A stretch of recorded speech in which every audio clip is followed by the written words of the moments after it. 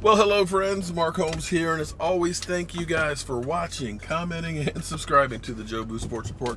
Without you guys, this literally does not work.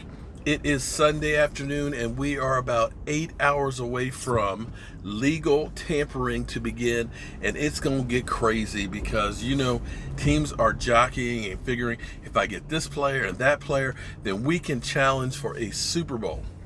Now, we as Cowboys, we've been working on keeping our own players happy and building from there and seeing what we got left over. We got Sean Lee coming back on a much reduced rate, saving that $6.5 million. That's huge.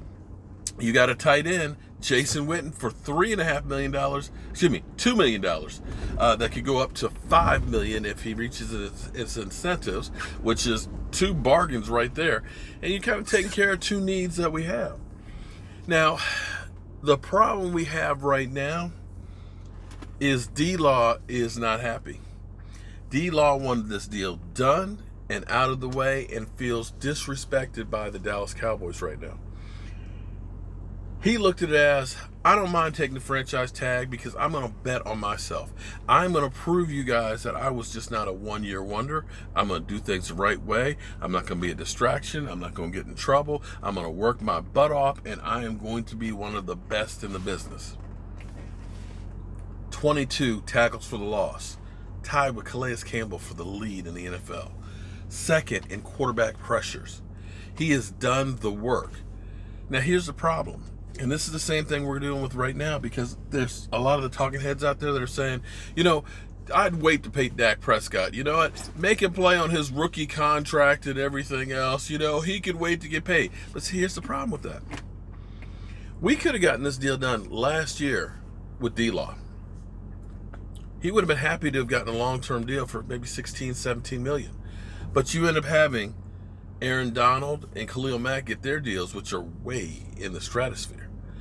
And now that he's done what he was supposed to do, and you basically put it all on him, because that's what you're doing when you franchise tag a guy, is you're putting all the risk on the player. And he's like, hey, I did that once. I ain't doing it a second time.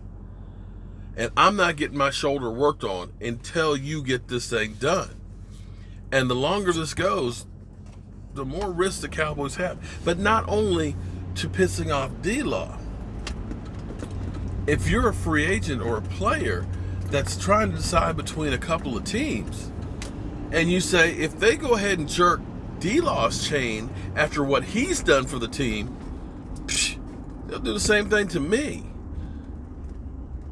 So, and the third thing you have to think about too is, right now, that $20 million is $20 million on the cap. You can get this long-term deal and kick that money down the road where maybe it's at 8, 10, 12 million. I don't know. You can make it so it's a lot less than 20, giving you room to put other pieces around with it.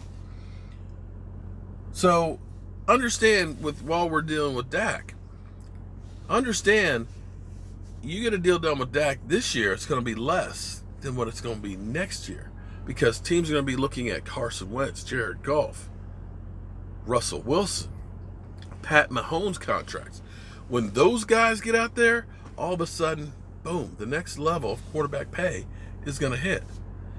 And you don't want to be behind that. In the same way, we don't want to be behind DeMarcus Lawrence right now with those contracts that are out there. They need to get this thing done. They need to get it over with for the betterment of the relationship between D-Law and the Dallas Cowboys. You don't want to stretch this thing out until the summertime. Get it done. As much as people say he wants too much money, let him go. Regardless of what John Gruden thinks, edge rushers don't grow on trees. And to get one, you need to hold on to them while they're still productive.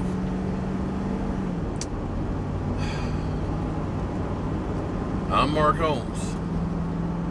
Hope you guys are having a great Sunday. I will see you guys a little bit later.